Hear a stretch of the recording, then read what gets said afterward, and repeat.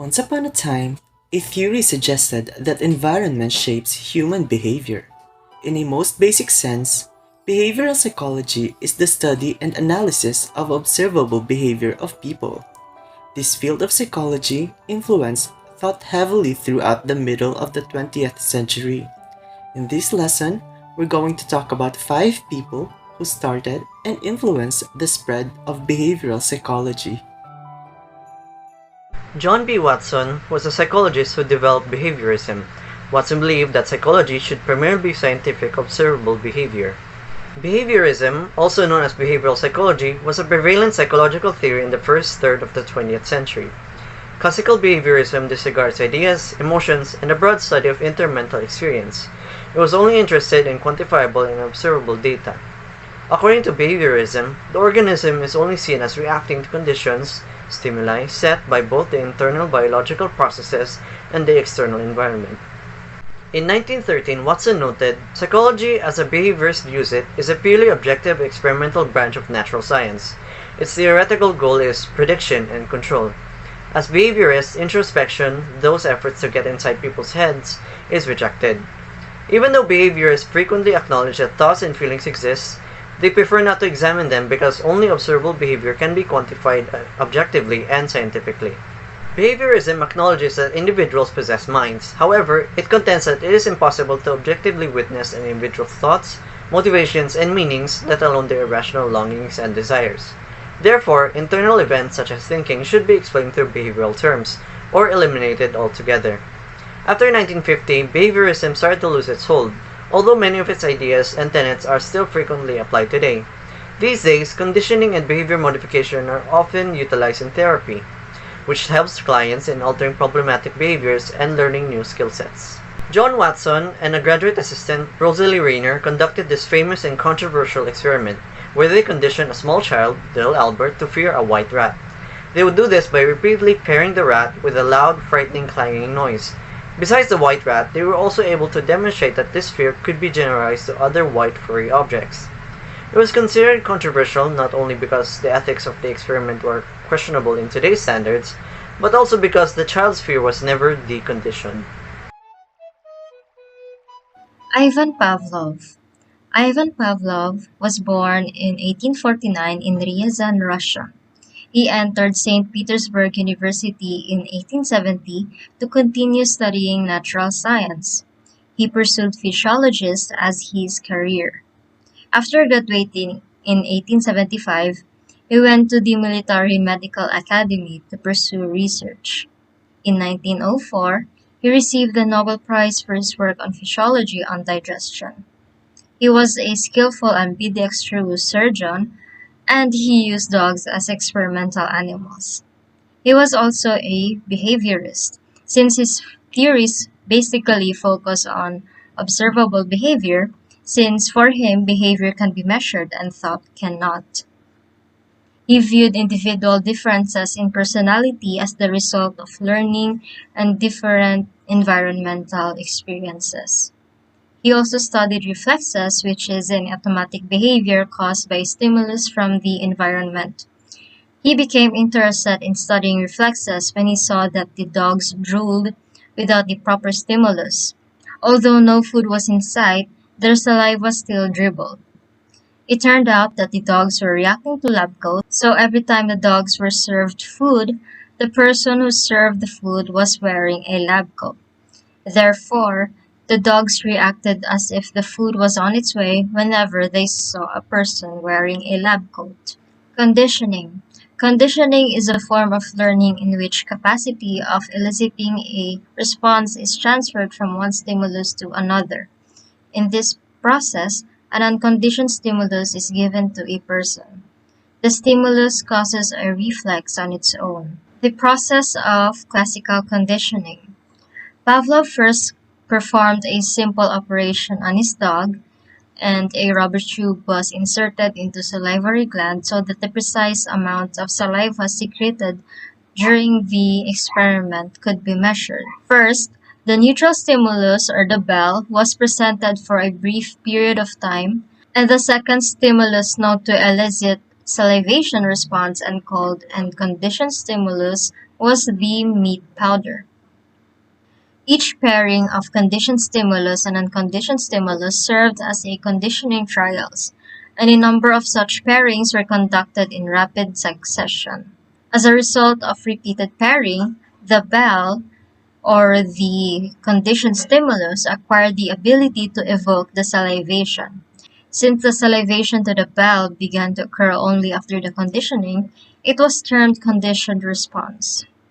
The salivation response to the meat powder, which seems to occur automatically, was then termed unconditioned response. Extinction.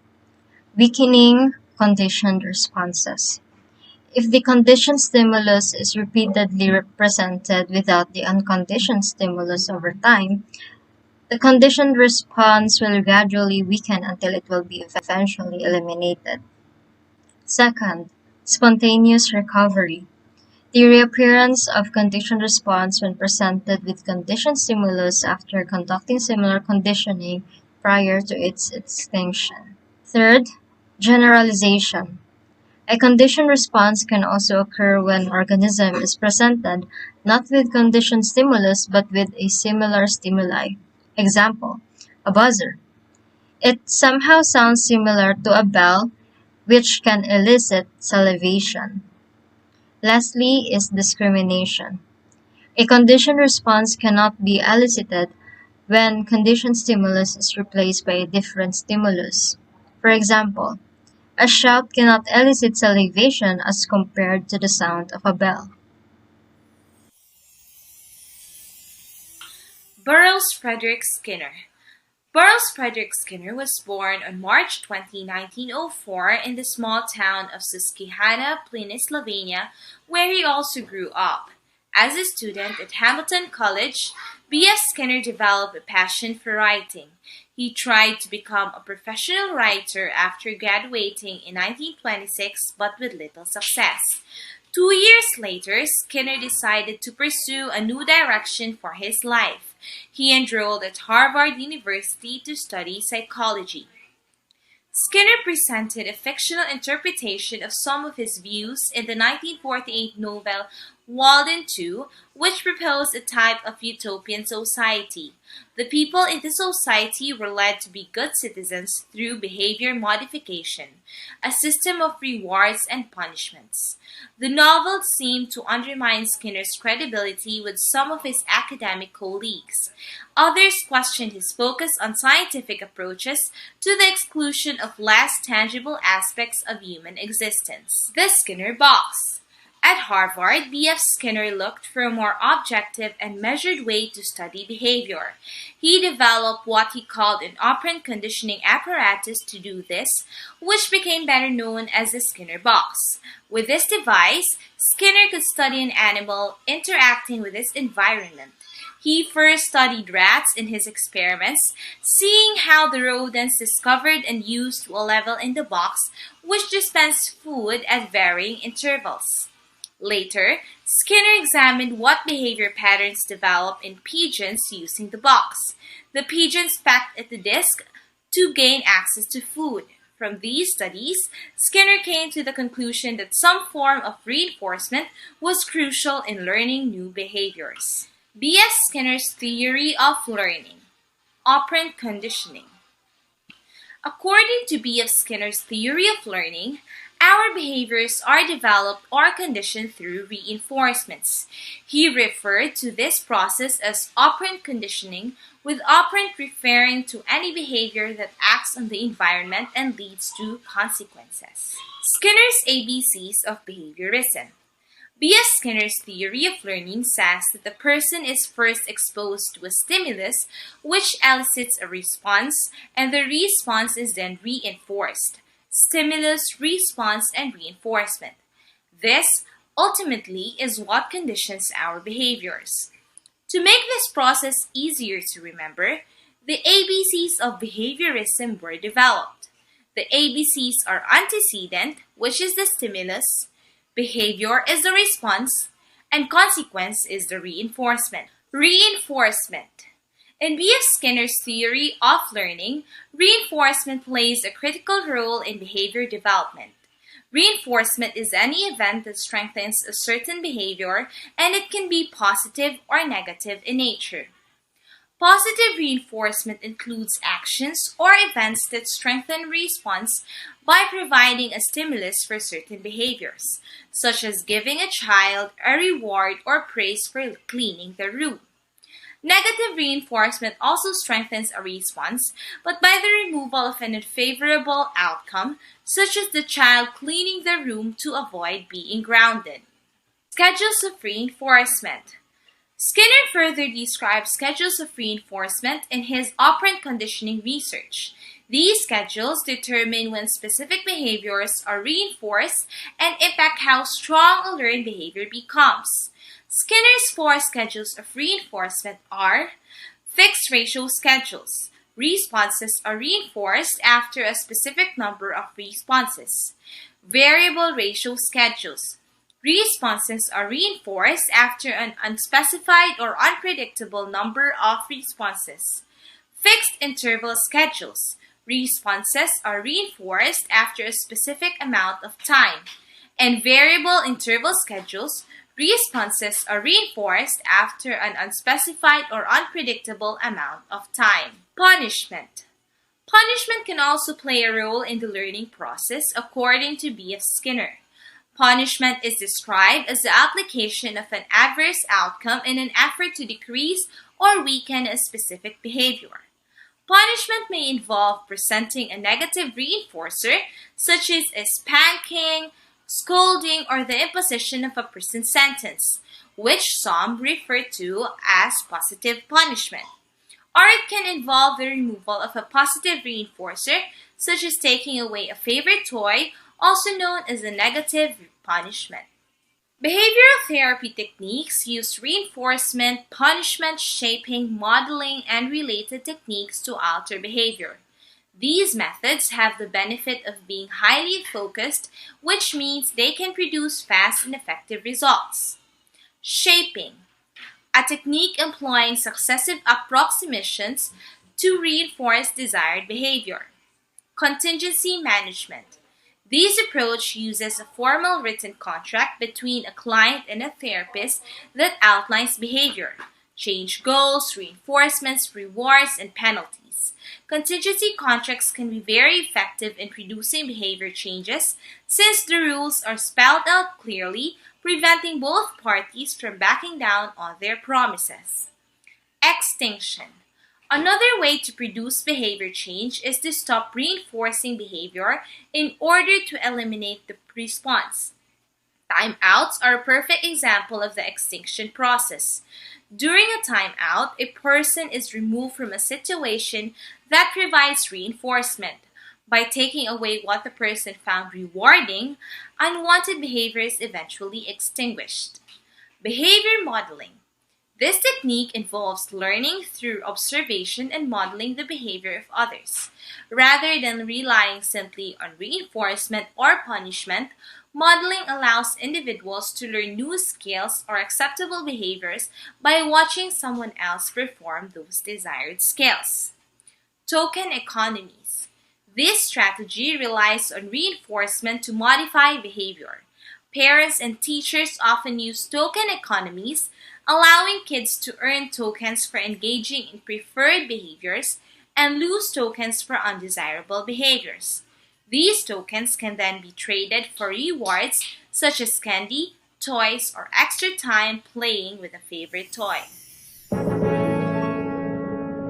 Albert Bandura was a Canadian-born American psychologist and originator of social cognitive theory who is probably best known for his modeling study, the Bobo doll experiment, which demonstrated that children can learn behaviors through the observation of adults. In the 1960s, Albert Bandura developed the social learning theory, which later became known as the social cognitive theory, where learning happens in a social setting with a dynamic and reciprocal interplay of the person, environment, and behavior. Reinforcements, expectations, and expectancies are all influenced by past experiences, and they all have an impact on whether or not someone would engage in a particular activity as well as the motivations behind that behavior. In factors that determine imitative behavior, we have attention, The individual needs to pay attention to the behavior and its consequences and form a mental representation of the behavior that is eye-catching in order for it to be emulated. Next is retention. In order for a behavior to be repeated, a memory of it is developed in situations where social learning is not always immediate. In reproduction, this is the ability to do the behaviors that a model just showed. On a daily basis, we see a lot of different behavior that we wish we could emulate, but find it difficult to do so because of certain limitations.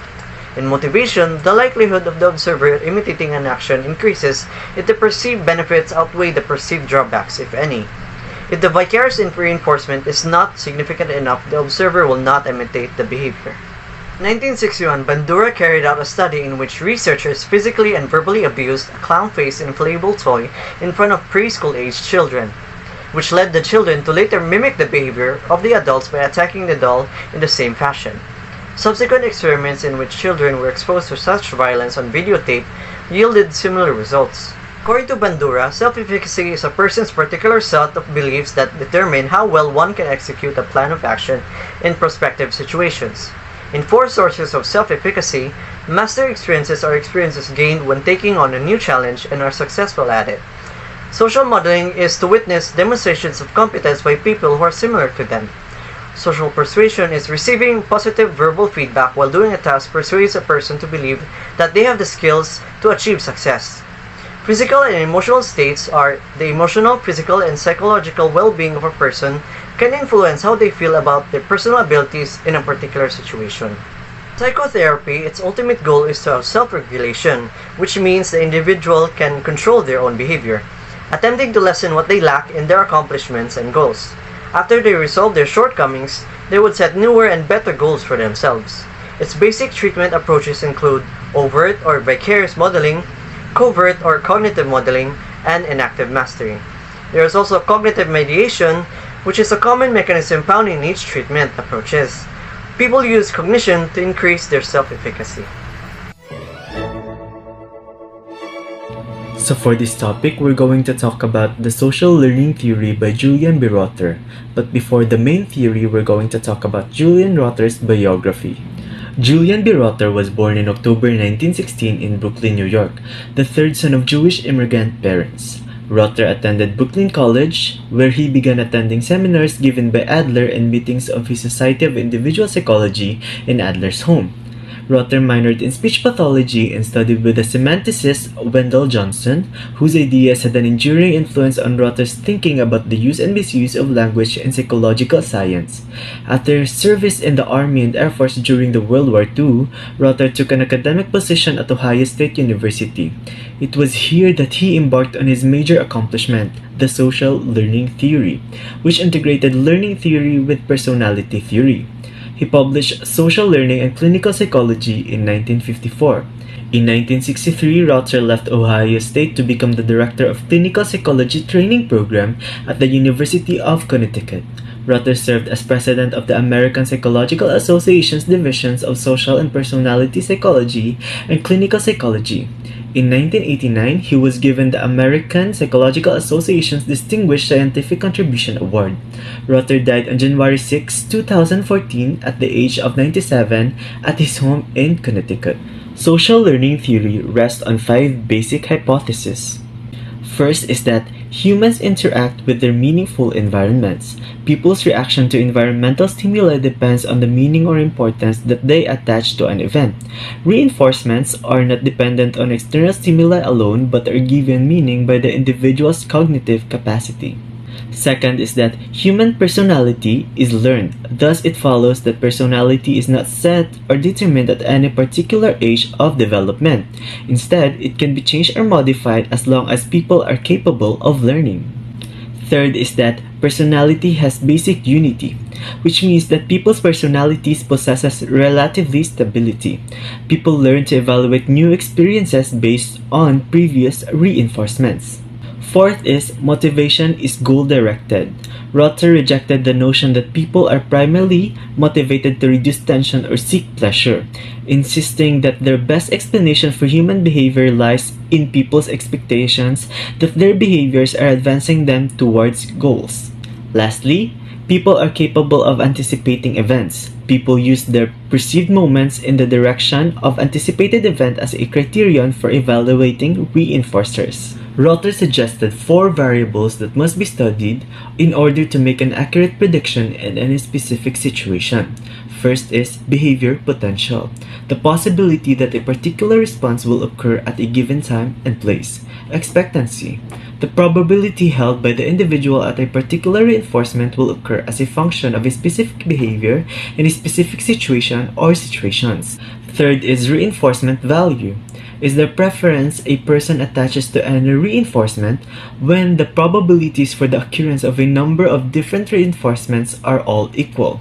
Lastly is the psychological situation, defined as part of the external and internal world to which a person is responding.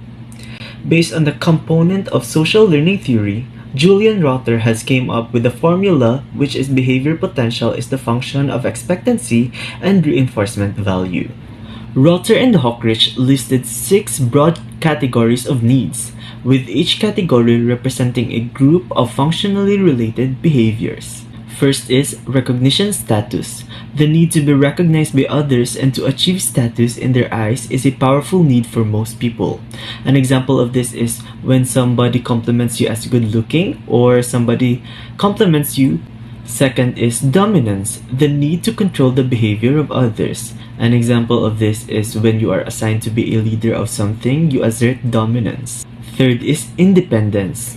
Independence is the need to be free from the domination of others. An example of this is when you make your own decisions in life. Fourth is protection dependency, a set of needs nearly opposite of independence. An example of this is we are dependent towards our friends or family members when we are in need. Fifth is love and affection, needs for acceptance by others that go beyond recognition and status to include some indications that some other people have warm positive feelings for them.